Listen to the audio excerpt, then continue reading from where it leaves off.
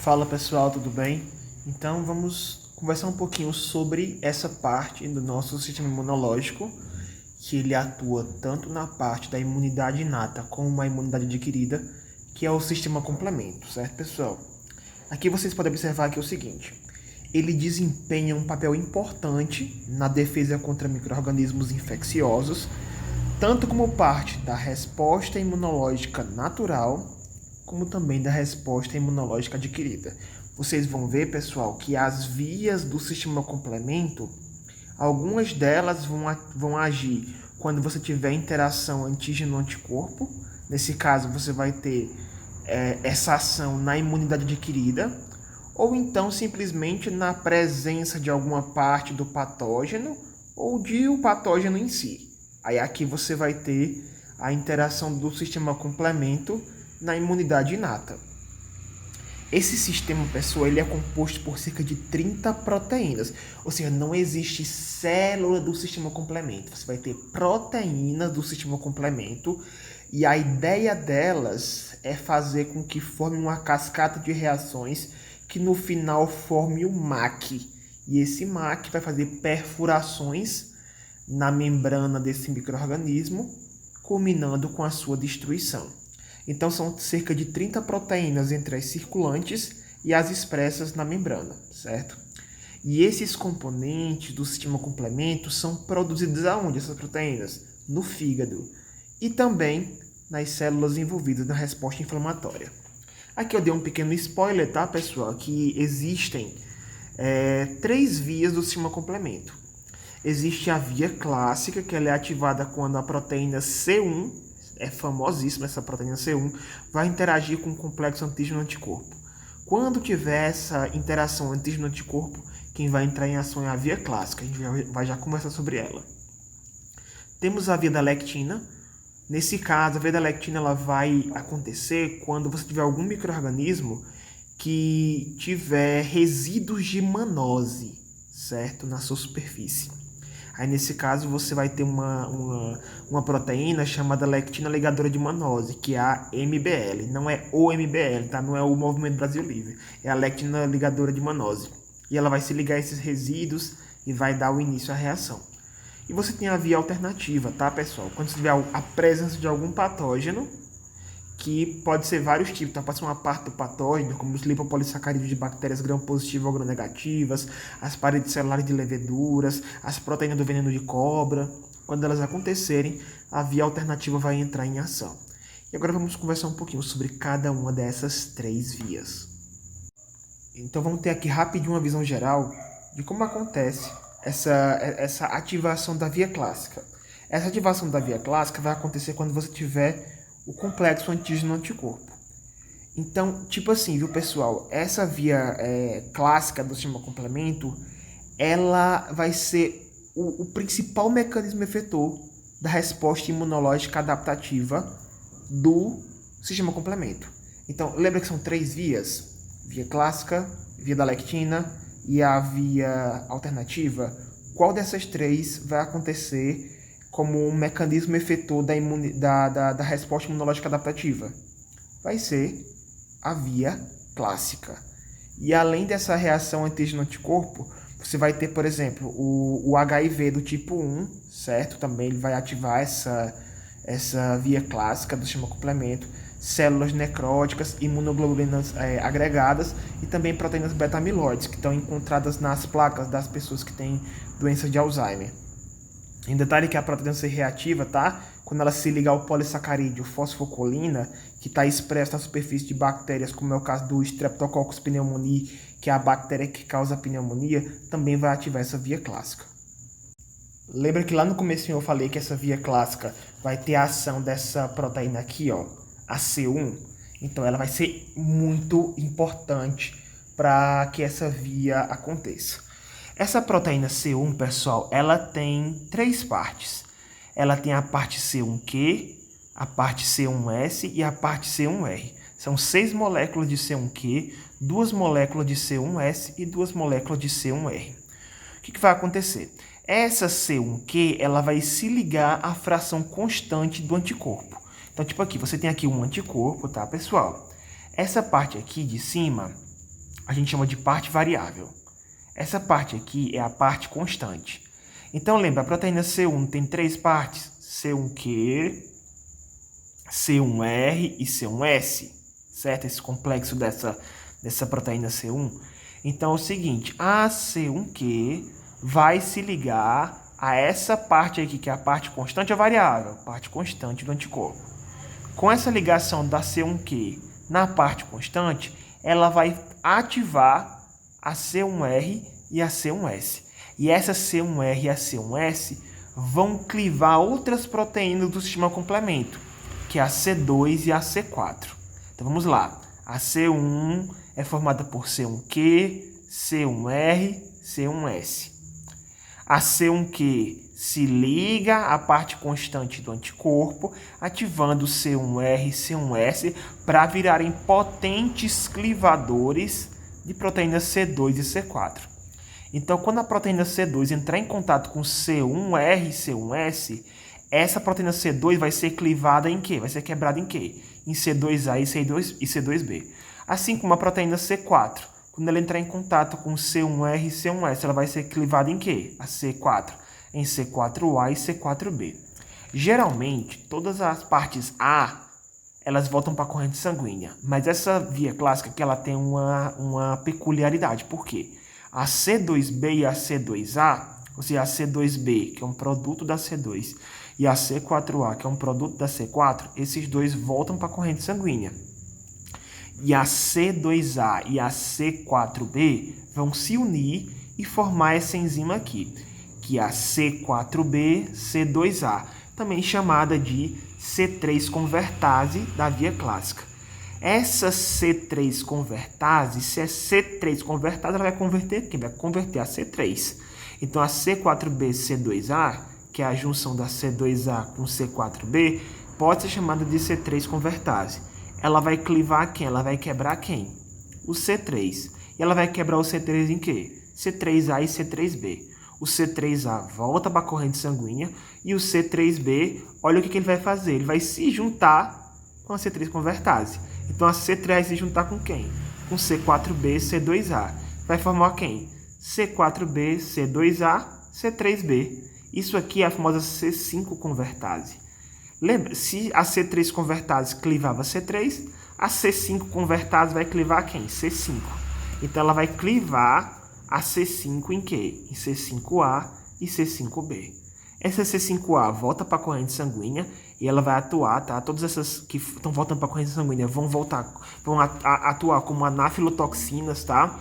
Ajudando a sinalizar para que outras células do sistema imunológico venham para lá e haja uma vasodilatação para a entrada de mais nutrientes e células do sistema imunológico. E vão atuar também como quimioatratores, tá? Porque estão atraindo, vão ser quimiotáticas essas substâncias, essas que estão voltando para a corrente sanguínea. E no caso da C5B, o que vai acontecer? Ela vai estimular a secreção de proteínas como a C6, C7, C8, C9, e todas essas proteínas aqui vão formar o MAC, tá? Que é tipo um complexo de ataque à membrana. Se eu não me engano, não é assim o nome. Eu vou colocar até aqui, pode ser que eu esteja falando besteira. Mas esse complexo de ataque à membrana, o que ele vai fazer? Ele vai furar a parede desse micro-organismo. Furando a parede do micro-organismo, vai ter muito extravasamento de líquido desse micro-organismo. E ele, consequentemente, vai ser destruído. Concluída a via clássica, agora vamos falar sobre a via alternativa. Vamos ver como essa via alternativa ela é ativada, tá? A via alternativa de ativação do complemento, ela vai ser desencadeada por algumas proteínas estranhas na ausência de anticorpos específicos. Então, para a via alternativa ou via alternada, precisa ter anticorpos ligados aos antígenos? Não, só precisa ter o antígeno. Tá lá uma coisa estranha no seu corpo, opa, essa via alternativa tá vendo que tem alguma coisa que não está funcionando bem. Aí assim, essa via ela é um braço efetor das defesas imunológicas naturais. Então lembra, a via clássica era um potente efetor da resposta imunológica adaptativa. A via alternativa vai ser um mecanismo de defesa da resposta imunológica inata, certo? Os ativadores mais intensamente estudados Incluem quem? Os lipopolissacarídeos da parede de algumas bactérias gram-negativas, porque elas são endotoxinas, e também a parede celular de algumas leveduras. E também a proteína do veneno de cobra, tá? Que é chamada de fator do veneno de cobra. E existem também alguns agentes que ativam a via clássica, como vírus, imunoglobulinas agregadas, células necróticas, que também vão ativar a via alternativa ou via alternada. Olha que interessante, pessoal, como é que vai acontecer essa via alternativa. Normalmente, nosso corpo, lá no plasma sanguíneo, a proteína C3, ela está sendo clivada em C3A e C3B. Só que se não tiver nenhuma infecção no nosso organismo, essas proteínas elas são hidrolisadas, elas são destruídas e não tem problema nenhum. Porém, se você tiver no seu corpo alguma invasão de algum micro-organismo, o que vai acontecer? Essa proteína C3, certo? O que vai acontecer com ela? Ela vai se fixar lá na parede do micro-organismo e vai chegar a um outro fator, que é o fator B.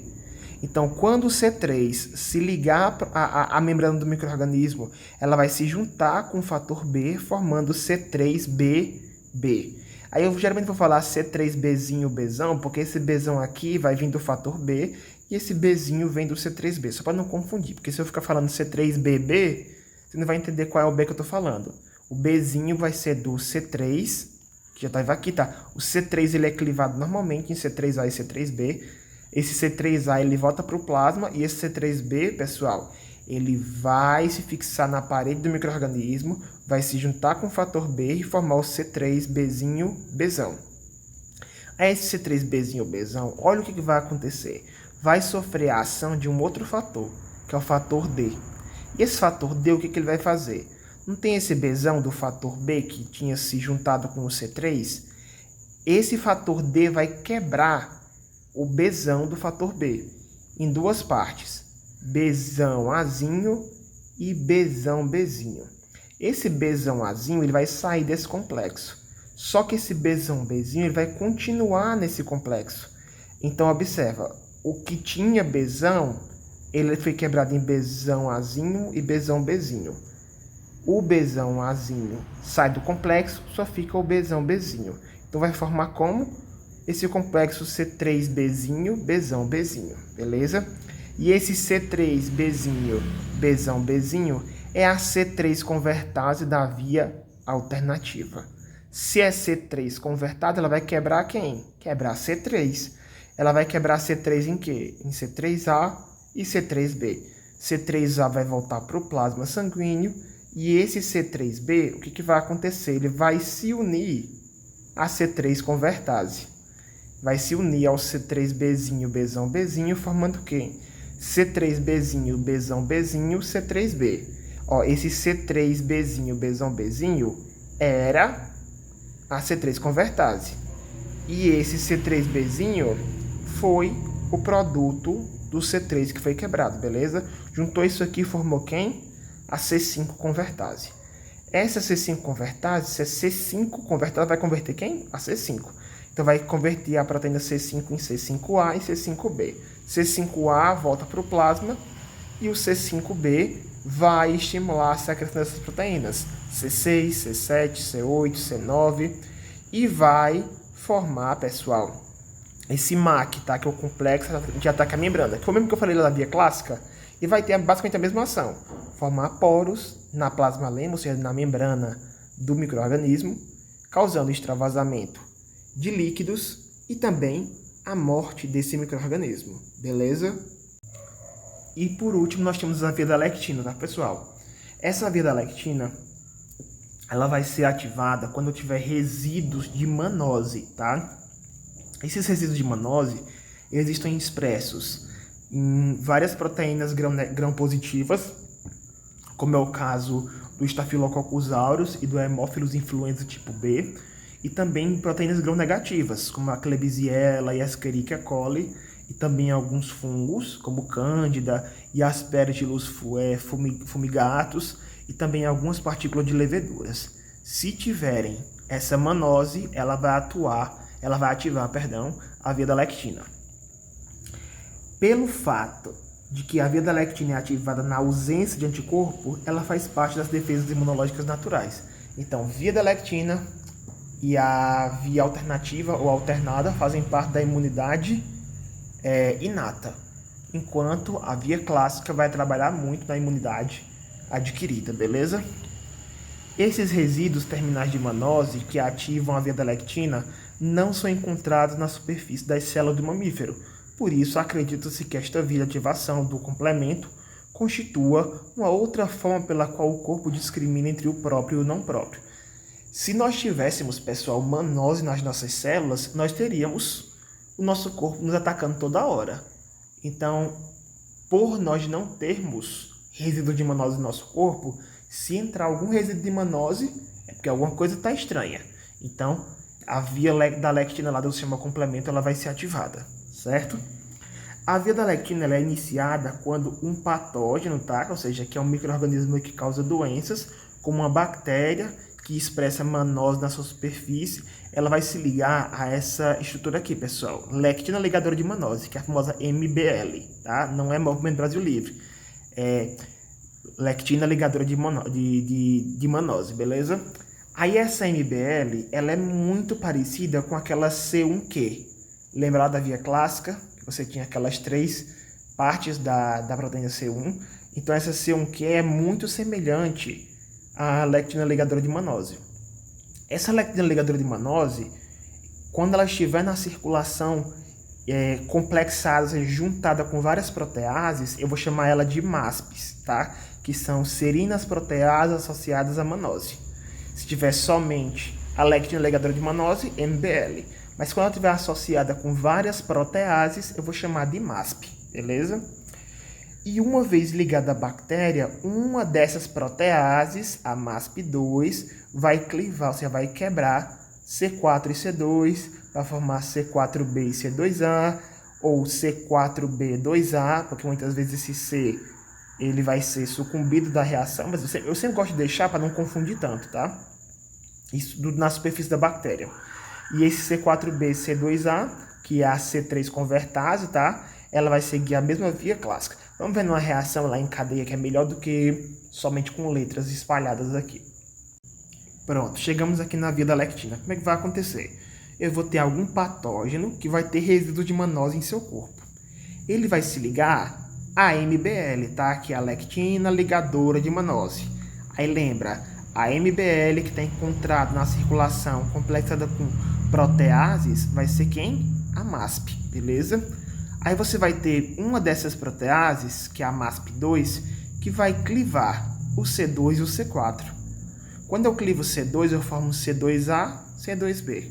Quando eu clivo C4, eu formo C4A, C4B.